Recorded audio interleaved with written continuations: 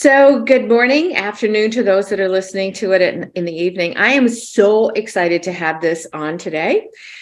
We're going to be talking about hormones, but specifically, we're going to be talking today about hormones in regards to breast cancer. Yes, you should. No, you shouldn't.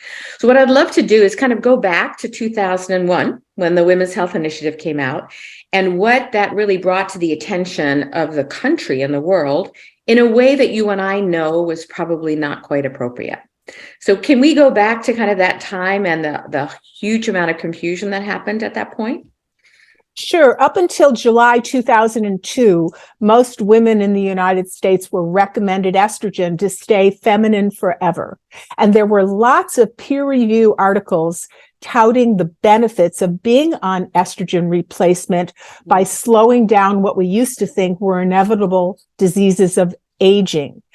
Then there was formed the Women's Health Initiative, which was really 40 prestigious institutions that wanted to take a look at women that are aging every which way because our demographic of the United States is aging. And in a few years, we'll have more people over 65 than we have under 65, which burdens potentially Social Security. So they wanted to know, how do we help women stay healthier longer and not burden our government? So 40 institutions, including Harvard, including Stanford, et cetera, formed what's called the Women's Health Initiative. And one of the things they looked at was hormones. And they thought, well, let's do the first randomized trial of hormones ever. So they had one arm where they gave horses estrogen, conjugated equine estrogen, and the other arm where they gave kind of a Chinese dinner of a combo of two. It was horses estrogen, conjugated equine estrogen with medroxyprogesterone acetate, a synthetic progestin. They stopped it early because they thought they detected, the things that they were touting were benefits to take hormone replacement in the first case: more clots, more heart disease, more breast cancer. They stopped it. That made scary headline news. Wyeth got sued, and the litigious atmosphere in the United States made doctors and patients alike very fearful of hormones. But in Europe, they said this is just one small randomized trial. We don't know if we could believe it.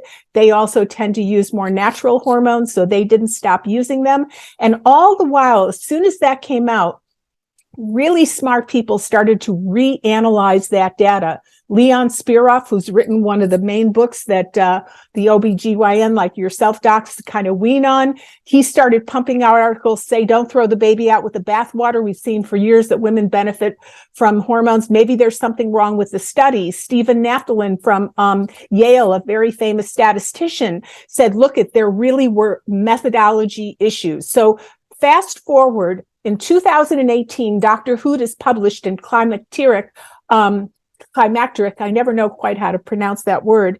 He reanalyzed the data in depth, and they found a huge methodological issue with the way that randomized trial in the Women's Health Initiative was set up. They forgot to ask women in the control group if they'd ever used estrogen. So that means that it looked like women had more breast cancer in the experimental group, the one that got hormones, only because they didn't do due diligence in the placebo, which nullified completely all of the outcomes. And in December 13th in San Antonio, every year there's a breast cancer symposium where breast cancer researchers from all over the world come together to share their latest research. December 13th, 2019, the very authors of the Women's Health Initiative that first published in 2002, we stopped the study prematurely because we got issues. They reanalyzed the data 19 years later, and they said, we made a terrible mistake. If women, healthy women, had ever been on estrogen, they have a reduced incidence of getting breast cancer by 23%. If they get breast cancer and they've historically taken estrogen or are on estrogen therapies, they have a reduced fatality rate, meaning what's the risk of my dying from this breast cancer, by 44%. And nothing has ever been shown to be that protective as hormones. So now we have a plethora of information coming out showing that, in fact, estrogen protects against breast cancer. And in those 2019 reanalyses, they said this protection lasts for 20 years, even after you stop taking estrogen, because it was a 20-year analysis that they did, which was extraordinary, but this did not make headline news. And I don't know. So one other thing that was so sad, everyone worries about the C of cancer, but now the other big C is looming, which is cognitive decline. So the Women's Health Initiative came out July 9th, 2022. And then in October of that very same year, the Cache County dementia studies came out, and they were eclipsed by the litigious, scary atmosphere that originally happened after the WHI. And they had found that if women had been on estrogen for at least 10 years, there was almost a 50% decreased incidence, depending on the papers you read. They spun a lot of papers off that conglomeration of research, and some said a 30% reduction and some said a 50%.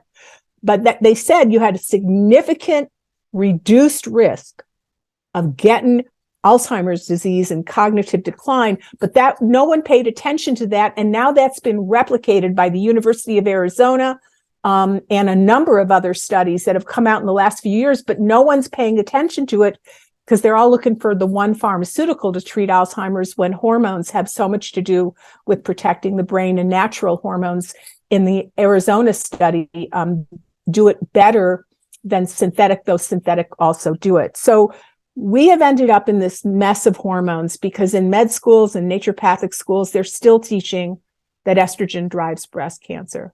And that's really not the science. And it even extrapolates to high-risk patients, which is one of the topics I know you want to touch on. I really want to touch on that because one of the things that people are terrified of, it's even using, I talk with women about using vaginal estrogen. I usually use estriol, which is less problematic, if you will. And they're terrified to even do that if they have a history of breast cancer, or if they're concerned, it's going to increase their risk of breast cancer. So what we have is a population of women that the Women's Health Initiative has made them so frightened because they're terrified of breast cancer. And no one in my community ever prescribes hormones for women with breast cancer. Ever, ever, ever, ever. It's just absolutely not done. It's not recommended. And, what's concerning to me is that we have some science to support it in a different way. So first of all, I had breast cancer almost 30 years ago, and I started diving into the literature on this for my own health and safety. I'm a diethylstilbestrol daughter, and I had multiple cancers early on. And of course, people are all saying that estrogen drives or worsens outcomes of cancer. So this became my main mission in life, was to figure out what really did the science say. So can I share my screen and share some of these slides? See what okay, so share my screen. I have to be a co-host to be able to do that. Let me do that. Okay. No, still not. I'm going to start talking about it yet. So yes. The Women's Health Initiative came out in 2002. So before that, hormones were not vilified. So there was quite a body of research, over 26 studies, about half of them done at prestigious American institutions and some of them done off our mainland in other countries. So often researchers don't take that data as seriously. I don't really know why. But we have them even from, for example, MD Anderson, and I wanted to show those slides. So let me see if I can do that. I can't do it yet because I haven't. Okay, so I'll just go ahead and talk about it. No worries. So, I'm going to go over some of those. Bring this up over here. I thought I'd put these together for you because it's so interesting. So how do I? I'm having a problem sharing this with you. How do I make you co-host? Oh, you go to participants. Yep, I'm there. And you just click on my name on the little sign next to it, and then it gives you a menu, a down menu. Got it. And Yep. Oh, okay, so you have it now? Yes, ma'am. You're all set. Okay, so let me go back to here. I'm going to go back to here. I'm going to share my screen, and I'm going to go to here, and then I'm going to go to view. But you can see, I don't know how to do the view, so here it is. I'm just going to, you can see this? Yep. Okay, so here's this. So MD Anderson did a study where they took a look at 313 women who had breast cancer, and 39 of them were given estrogen and 280 were not, and they were followed for 2.5 years. And what they found was ERT, estrogen replacement therapy, does not seem to increase breast cancer events in the subset of patients previously treated for localized breast cancer. So that's from MD Anderson. That's considered the bastion. Now, most of these studies came out, if you can see that this one was published in Journal of Clinical Oncology in 1999, because the Women's Health Initiative hadn't put that dark, scary shadow over hormones that none of the rest of the world has seen. And we're going to want to talk about the rest of the world and how they view hormones in just a minute. But let's finish this. This study comes from another very prestigious, it was one of the authors of the Women's Health Initiative, and one of the authors of the reanalysis of the Women's Health Initiative was Fred Hutchinson Cancer Research Center and Department of Epidemiology. And they took a look at hormone replacement after a diagnosis of breast cancer in regards to recurrence. And if you get a recurrence, do you die from it? And they took a look at 174 women over 19 years. And the conclusion was, and this is what most of the studies say here, we observed lower risks of recurrence. This is women with breast cancer taking hormones, and lower risk of mortality in women who use HRT after breast cancer diagnosis compared to women who have breast cancer and do not use HRT. So they took a look at breast cancer patients, then they give a matched group, matched for the tumor type, and their age, their body type, etc., and they compare the outcomes. Multiple studies show that women with breast cancer who are given estrogen do better. This study was a little bit more about the or is this another? This is another study from Fred Hutchinson where they looked at 2,346 women. The tumors of women with breast cancer who used HRT have some better prognostic factors than those of women who do not use HRT. That means if you take hormones, you live better, your life quality of life is better, and you tend to have less recurrence or die less. Here's another study from where my brother went to college, the University of Wisconsin. And they took a look at 9 in-depth studies and 1 small pilot trial, and they put them together somewhat like a meta-analysis where you're looking at the trend of a group of similar studies.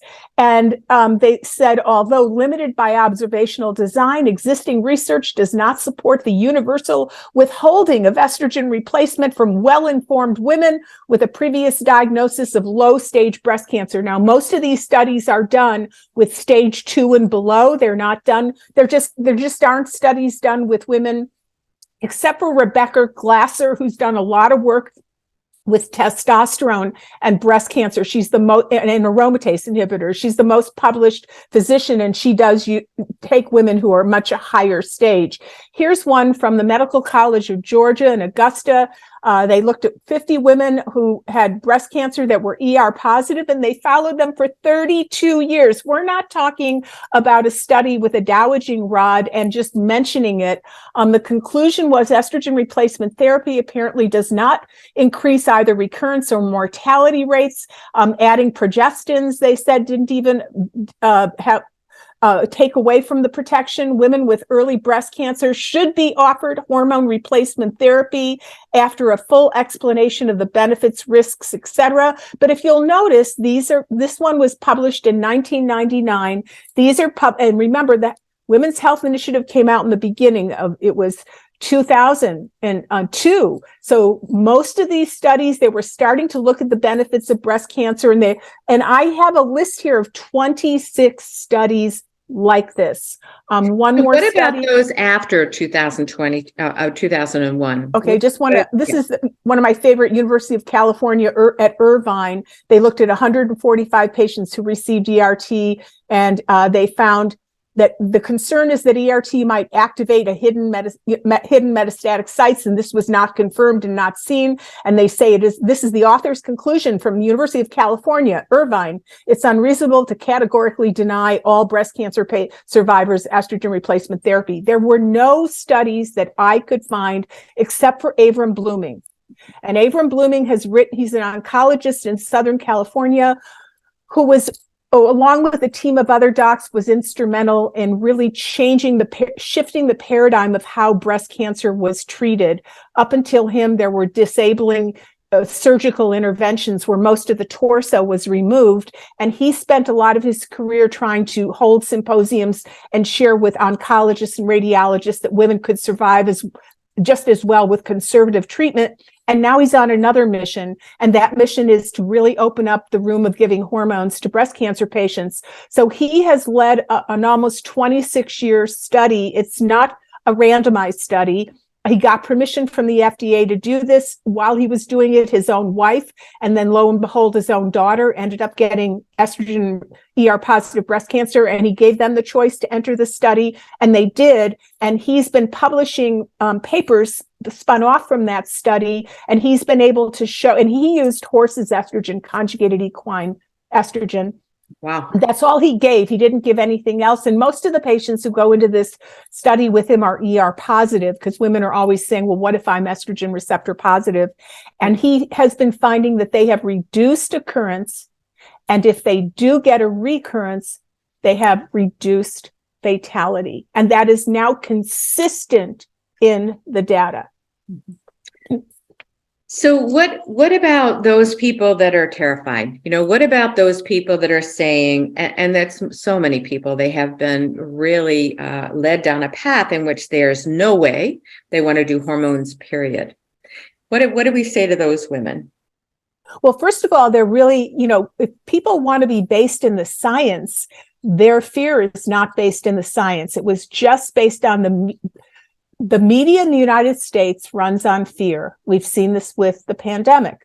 So the fear of hormone replacement made such big headline news. And then the litigious atmosphere of Merck being successfully sued put a shadow over on everything. So do you want to live your life based on science? Or do you want to live your life based on fear? Now, I want people to feel as good as they can feel for as long as they can feel. Absolutely. A few days ago, I was 74 years old. I would not be, honestly, Michelle, who I am today, if I have not been on hormones for the last 25 years. And everyone told me I couldn't be on hormones. I shouldn't be on hormones. Even my esteemed functional colleagues were fearful of that, but the science was really not showing that. So I decided to be somebody who truly follows the science and not be dictated by fear. It's kind of similar with melatonin. When I was a distinguished hormone scholar at the estrogen think tank at Tulane, the Center for Bioenvironmental Research, underneath the laboratories where we worked was Dr. David Blask. He's an MD, PhD, who's the world's expert on melatonin. And he gave a brown bag lunch, and I was just diagnosed with breast cancer. And he said melatonin blocks fuel going to breast cancer cells. And that he's now just finished. In fact, we just lectured together at A4M in their second endocrinology module. And he was sharing his not published yet data on melatonin and its ability to tamp down cancer while we sleep. So this is widely known. Melatonin, if you put it in cancer in PubMed, it has about several thousand citations, yet no doctors are talking about this. So you have to understand that you get, when you go see a doc, standard of care, but you don't necessarily get all the true science. And the doctors right now were trained that estrogen drives breast cancer. I just spent a few weeks shadowing Dr. David Brownstein, and his daughters just graduated med school, and they're just about to join him. And I said, what are you taught in school about hormones? And they said, never prescribe them. They drive breast cancer. That is not the science. You have to understand there's even fear in the training of the docs. So people are always saying, what do you do to have this lucidity of thinking and this energy and looking like this? Hormones are more powerful than food. They're more powerful than exercise. They're more powerful than attitude. They help you actually absorb your food, do the exercise, and have better mood modulation. But of course, it's a tapestry of doing many things, right? But you're making yourself miss out on the science if you stay Velcroed to the fear. So it's like that scene in Wall Street where he opens up the window and he sticks his head out and he goes, I'm not taking it anymore. You have to understand the buck stops here. When do you realize that that fear is not grounded in science? And if you ask most doctors, they're not aware of it because they learned something wrong in med school. So it's slowly going to come out, but the problem is, will you miss out? No, it's a great question. And what about kind of this concept in the functional medicine world about how you metabolize your estrogen? Because that's one of the big, hulas in functional medicine. If you're high in 4 or even 16 and low in 2 in terms of your metabolites, then they are going to shy away from it. Well, so first of all, there's a lot of controversy in the data about that. The idea. So let's talk about for a second what that is. So you have parent compounds, and there's 3 major estrogens, and then it's kind of like a lineage. So they're the parents, and then the liver metabolizes them into the kids to break them. You make a hormone, you use it, you get rid of it out of your body. You make a hormone, you use it, get rid of it out of your body. So in that process, the liver, when it's getting rid of it, takes the parent compound and makes kids out of it and grandkids out of it. And those are the metabolites. That's how I explain it to my patients. So the first kids are the catechol estrogens, and the second ones are the methylated estrogens. And so when you're always looking at how somebody processes estrogen, you want to try and see if you can figure out someone who's not doing such a good job of it, and they might be at risk of more estrogen issues. But they're all fixable. If you see that the 4 series, which is DNA damaging, and that's part of how cancer is initiated, is DNA damage, you can give nutrients like resveratrol, or I actually have 2 new products that I've designed that I use a lot now to make estrogen go down a safe pathway. But the real deal is the final grandkids. That takes good methylation legs. Like, can you really methylate? And if a woman can't methylate well, you just give her some methylated B vitamins, and often she starts to methylate better. But when I was trying to stop cancers in myself, I actually started taking that final grandchild of estrogen, that final grandkid, 2-methoxyestradiol. And I've been on that for a long time. And now I have the pharmacists around the clinic where I work in Florida using that, and we do use it in cancer patients. So knowing how estrogens metabolize can help you work with a patient, but it doesn't mean just because you have some issues with the kids and the grandkids that you can't take estrogen. That's a misnomer. Once again, it's not following the science. Did that answer that? Oh, absolutely. And I think that it's beautifully done. And the way that you're describing all this is so important. And what I would love to do is have a part 2, and we'll kind of get you on board for part 2 in terms of, now we're talking about what are the things that women that are perimenopausal can actually do to prevent breast cancer, because that's going to be a whole other 30-minute discussion. And I think you're one of the people that can really take us there, and we need the world to hear what you have to say, because people are terrified, and at the same time they're wanting to age gracefully. They're wanting to know that they can be literally 90 and still be active and still have a vibrant mind and all those kinds of things. Would you be willing to do that with us, do a part 2? I would love to. And I would just love to end with one thing. No. So everyone that knows me, I have a membership that people join, and I write every day and talk and give webinars. Like as soon as we finish here, Dr. Alan Gaby is going to be our speaker in just a little bit. And so we have like Leo Gallon's coming on and talking about long COVID. And so we do all these things. But everyone knows that I love to wake up in the morning and have the most dependable man in my life, my cup of joe, and go through the literature. So for the last 50 years, I've been in practice in one way or another, almost 50 years. I have been waking up in the morning and sleuthing the literature with an emphasis on hormones, because it's my passion. And I also want to keep myself and my patients safe. And like you're saying, get the word out. So in May of this year, Yale and the British Medical Journal have a preprint journal called MedRx, and they have it, and they're holding it back. It's not gone yet into peer review publication. And it's an observational study by the NIH and the National Library of Medicine. It's the largest study ever done on hormones ever, but it hasn't hit big. And they looked at 7 million Medicare patients, and they looked to see who was on estrogen. And 1.5 million women were on estrogen, and they were 65 and older. The only way they looked at patients is if they were 65 and older.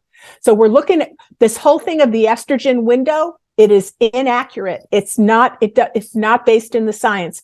Anyway, they looked to see what were the outcomes, first of all, with cancer. We're worried about breast cancer. So they looked at 5 cancers: breast cancer, ovarian cancer, uterine, colorectal, and lung. All women who had been on estrogen had a significant decreased incidence of those 5 cancers. With breast cancer at the top, they had a significant decrease. Then they looked to see adverse cardiovascular events. So who got a stroke, who got a heart attack? Well, it turned out that only women on oral estrogen were the ones that had a higher risk of ischemic stroke. But all the other women, even if they had procoagulative genetic issues like factor V Leiden, if they took topical estrogen or vaginal estrogen, they had better heart health, less heart attack, less stroke. Then they looked at cognition. They looked at Parkinson's disease, Alzheimer's disease, Lewy body disease, etc. Women on hormones had less cognitive decline. Hormones, that's why my last book was called Sexy Brain, because sex steroid hormones rule your brain. And if you're on hormones, it helps promote better brain health. And then the big clicker, they looked at how long women live, longevity. What a study this was. And it's sitting there in the bowels of preprint. Makes me upset. So we need good elimination. We need that to be eliminated. So, and put out to the world. They looked at how long women lived. And if you were on hormone replacement therapy, you basically have the opportunity of living almost up to 20% longer with a higher quality of life. And there's at least 39 studies that support the benefit of cognitive brightness if you have been on hormone replacement. Even if you have a vulnerability Alzheimer's gene, the ApoE4 gene, hormones tend to tamp that down and make it not express itself. This is amazing because we say there's no treatment for Alzheimer's. Gerontologists say it all the time. We say aging is inevitable, but we have something here that's available to us, and God bless this physician for having these dialogues and conversations. So follow the science, don't follow the fear. And let me tell you, the science is building up so powerfully that balanced hormones, and we each have our own hormonal footprint, so you've got to do it individualized with a really smart doc.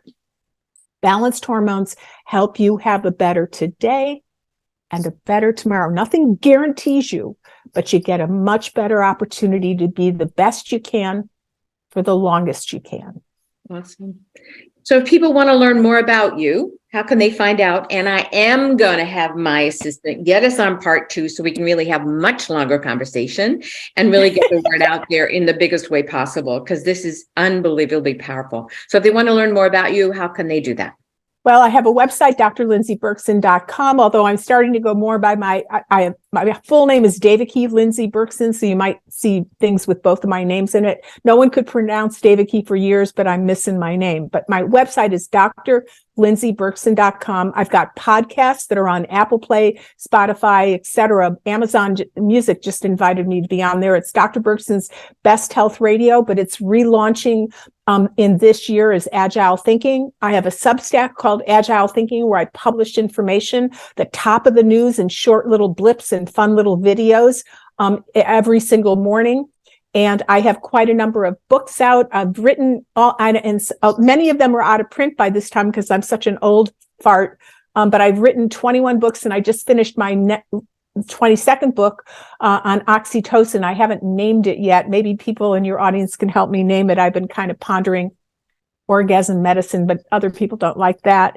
So, and if you want to consult with me, I do work 1 week a month at Dr. Perlmutter's old clinic, the Naples Center for Functional Medicine. So I'm in Florida and Naples at a regular medical clinic. And I also do educational consulting to work with you and your medical team, because I'm not a medical doctor. I have a very interesting story of how I got into all this. But anyway, I work together with medical teams and patients around the world. And you can go to drlindseyberkson.com and click on the consult section if you care to have me work with you and your provider. Awesome. Thank you so much. And stay tuned, everyone, because we will really get this lady back and do part 2.